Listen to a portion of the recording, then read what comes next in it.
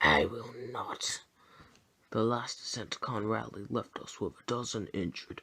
The damage still is not being fully repaired. You cannot want to see that again any more than I do. Of course not. But there are a great many things I do not wish to see again on Cybertron Orion. So long as I am free to do so, and others are free to listen, I will continue to explain the changes I believe are necessary.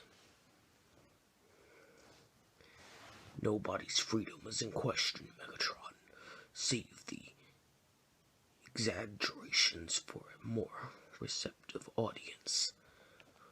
Perhaps for the sake of our friendship, you could at least tell me what sort of speech you plan to give. The kind I merely disagree with, or the kind that needs security teams on the ground by the time you have finished speaking. We both hope for the former, Orion, but I leave questions of control to you. We Decepticons do not have as much experience in that as you Autobots.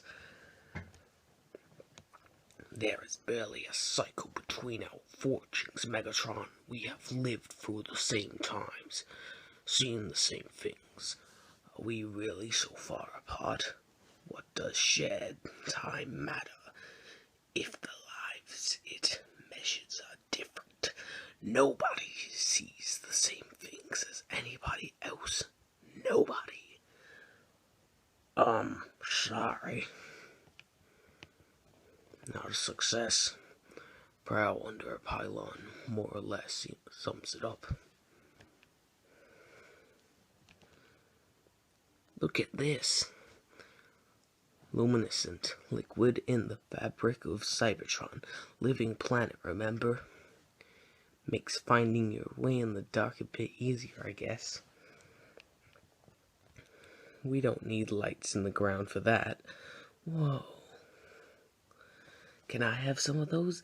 That would be amazing.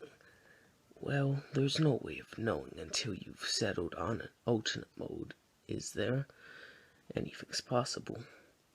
Which is why you take the time to explore those possibilities when you're newly forged, like you're doing.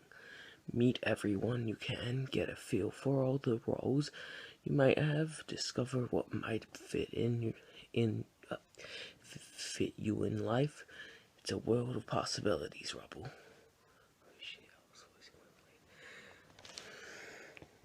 You should turn those off, B. He won't see anything except what you light up.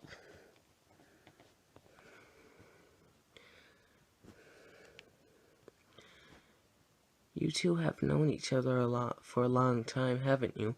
Did you always know what you wanted to be? We live long lives, Rubble. Don't worry too much about rushing into decisions, and don't imagine any choices you make now are fixed forever. I was a scout in security operations alongside Windblade here for a long time. Long time. Now I'm more search and rescue inclined. Things change. Of course, it might not have been entirely your own choice to leave security. That's not a helpful contribution. I'm giving him the summary version, and my point is, still my point, things change. I see a moving star, a shooting star. That's not a star, Rubble, it's a sleeping titan. A starship Cybertronian who chose to go into dormancy and orbit Cybertron as part of our planetary defenses. Asleep up there? Really? Really. Several of them ready to wake if they're needed, which they haven't been for 10 megacycles or more. Thanks be to Primus. Imagine that. It's quite a thing, isn't it? Keep up. Transmission station's just ahead. So much grit in his gears. My gears are fine, but we're running late. Walking late. And you know what Brainstorm's like about that sort of thing. I'm sure he'll make allowances for the youngest Cybertronian in the universe. Rubble will save us even if Brainstorm's in a gritty mood too.